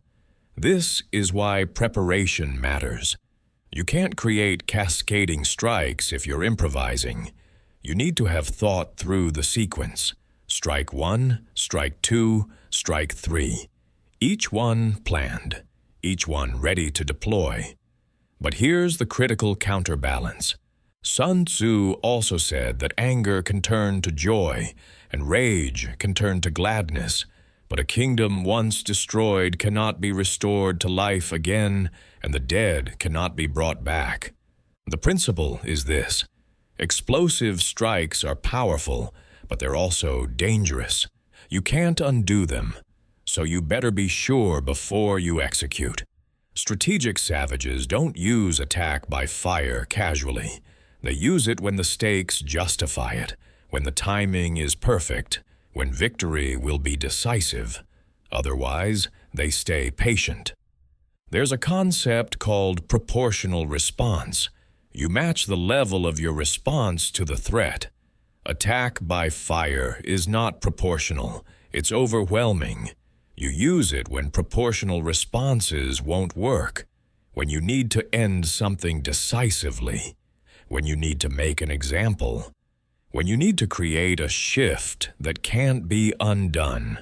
This might be a career move where you're leaving one company for another and you want to leave such an impression that you're remembered forever.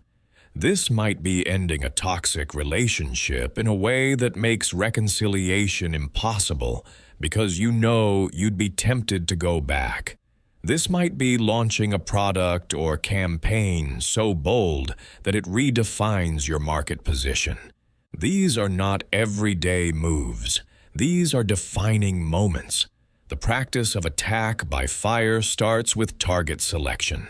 Where could one decisive move change everything? What vulnerability exists in your competitor, your opponent, your situation that, if struck perfectly, would cascade into total advantage. You're not looking for gradual improvements. You're looking for inflection points, places where the right move at the right time creates disproportionate results. Then you prepare the strike. You gather resources. You build capabilities. You position yourself. You wait. This might take months. It might take years. But you're patient because you know that perfect timing multiplies force. An okay plan executed at the perfect moment beats a perfect plan executed at the wrong moment. You're watching for signals that the moment is approaching. Competitor gets distracted by internal issues. Market conditions shift in your favor. Regulatory environment changes. You're watching for the dry conditions, the favorable wind. And when everything aligns, you strike. Let me give you a final scenario that brings this all together. Picture someone who's been working in corporate America for 10 years. They're good at their job, respected, comfortable, but they want to do something bigger. They want to start a company. The amateur quits their job and starts the company. That's bold but risky. The strategic savage does something different. They stay in their job and they start positioning. They build relationships with potential investors by becoming a connector, introducing people, providing value. They develop expertise in their target market by writing, speaking, becoming a recognized voice. They build a network of potential co-founders, team members, advisors. They save aggressively. They create optionality. 2 years of patient positioning. Then the market shifts. A new technology creates an opening. Investors are suddenly interested in this space. That's the dry conditions, the favorable wind. The strategic savage quits their job, assembles the team they've been cultivating, pitches the investors they've been building relationships with, and launches with massive momentum. What looks like an overnight success is actually 2 years of invisible preparation followed by perfectly timed execution. That's attack by fire. You've been listening for a while now. Let's bring this all together. You started this understanding that most people fight battles wrong. They're reactive, they're direct, they're predictable. You now understand something different. Strategic savagery is about positioning before fighting. It's about assessment before movement. It's about winning without fighting when possible. It's about invincibility before offense. It's about momentum through perfect timing. It's about misdirection and the indirect approach. It's about adaptability and reading signals. It's about terrain mastery and situation awareness. It's about explosive strikes at moments of perfect vulnerability. Let me ask you some questions to lock this in. Where in your life are you fighting battles you haven't properly assessed? Where are you depleting your resources on prolonged conflicts that aren't decisive? Where could you win without fighting if you repositioned? Where are you vulnerable? And what happens if you don't fix that before opportunity arrives? Where is everyone looking while you could be accomplishing something real where nobody's watching? What signals are you missing because you're only listening to words instead of watching behavior? The transformation promise is this: 60 days from now, you will not be fighting harder. You will be fighting smarter. You will see battles before they arrive.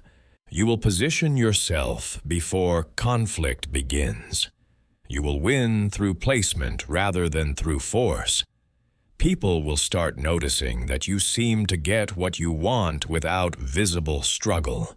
They'll think you're lucky. You'll know you're strategic. Opportunities will appear that you didn't have to fight for because you positioned yourself so well that people sought you out. Conflicts will dissolve before they escalate because you addressed invisible issues instead of fighting visible symptoms. You'll have more energy because you're fighting fewer battles and winning the ones you choose decisively. In the first 2 weeks, you're going to stop making reactive moves. Every significant decision, you're going to pause and assess the 5 factors: alignment, timing, terrain, credibility, preparation. You're going to feel weird doing this because you're used to moving based on when you're ready. You're going to move based on when the situation is ready. You'll pass on opportunities that look good, but don't assess well. You'll take opportunities that look strange, but assess brilliantly. Your decision quality will improve immediately. In weeks 3 and 4, you're going to identify conflicts that need to be resolved decisively or abandoned completely. That client who's been a problem for months. That relationship that's been toxic for years. That habit you keep trying to change without success. You're going to make hard choices. End what needs to end. Fully commit to what matters. Stop living in the expensive middle ground of prolonged struggle. You'll feel lighter because you'll have freed up energy you didn't realize you were bleeding. In weeks 5 and 6, you're going to practice winning without fighting. You're going to look for ways to make your success serve other people's interests. You're going to reframe conversations so that what you want is what everyone wants. You're going to position yourself as the obvious choice instead of competing to be chosen. You'll be surprised how often people give you what you want when you've engineered the situation correctly. In weeks 7 and 8, you're going to develop your signal reading. You're going to watch for incongruence between words and behavior. You're going to notice patterns. You're going to see vulnerability before others exploit it, and opportunity before others seize it. You'll start feeling like you can see the future because you're reading present signals that predict future outcomes. You're not psychic, you're observant. By day 60, you will have transformed from someone who reacts to situations into someone who shapes situations, from someone who fights visible battles into someone who wins invisible wars, from someone who works hard into someone who works strategically. The savage doesn't fight harder, the savage fights smarter. Sun Tzu never lost because he was strategic. You're not going to lose either because you're going to be strategic. Here's your challenge for this week. Choose one situation where you have an upcoming conflict, negotiation, or significant decision. Apply 3 principles from what you've learned. Maybe you assess the 5 factors before you move. Maybe you identify the indirect path instead of the direct path. Maybe you choose terrain that favors you. Maybe you read the situation the other person is in and time your approach accordingly. Just 3 principles. Apply them. Watch what happens. You're going to see results that surprise you because strategic thinking has leverage that hard work doesn't. 30 days from now, someone is going to make a move against you. They won't know you've already won. They'll commit to a battle you've already positioned yourself to dominate. They'll try to fight on terrain you've chosen. They'll strike when you're invincible and miss when you're vulnerable, because you've created the perception of strength, where you're weak and weakness where you're strong. They'll think they're playing chess. You'll know you've been playing a different game entirely. That's the art. That's the war. That's the savage. You don't dominate by roaring. You dominate by positioning. You don't win by fighting every battle. You win by choosing the right battles and making victory inevitable before you engage. You don't become powerful by being aggressive. You become powerful by being strategic. 2,500 years ago, a Chinese general understood this so deeply that his principles still govern how elite performers operate today. He's been dead for millennia. His strategies are still winning battles. That's how powerful strategic thinking is. It transcends time. It transcends context. It transcends individual capability. You're not just learning history. You're inheriting a legacy of strategic excellence that has shaped military campaigns, built business empires, and created personal transformations for 25 centuries. Every principle you've learned today has been tested in the highest stakes situations imaginable and proven effective. You're not experimenting with theory. You're implementing battlefield-tested strategy that has literally determined the fate of nations. That's the weight of what you're carrying forward. The question now is simple. Will you use it? Will you assess before you move? Will you position before you fight? Will you become invincible before you seek victory? Will you read signals and choose terrain, and adapt your tactics and strike at perfect moments? Or will you go back to reactive, direct, predictable patterns that leave you exhausted and defeated? The principles are yours now. The choice is yours too. Your next move won't be louder. It'll be lethal. Your next negotiation won't be about who argues better. It'll be about who positioned better. Your next conflict won't be about who fights harder. It'll be about who saw it coming and prepared the battlefield. That's strategic savagery. That's the modern art of war. That's who you're becoming. The boardroom, the negotiation, the relationship, the career. The game hasn't changed. Only the players who understand the rules. You understand them now. Sun Tzu would recognize you as a student of strategy. More importantly, your opponents will recognize you as someone they can't beat. Not because you're stronger, because you're smarter. Not because you're more aggressive, because you're more strategic. That's the transformation. That's the promise. That's your next 60 days. Go position yourself. Go assess your battles. Go become invincible. Then go win without anyone realizing there was even a fight. That's mastery. That's art.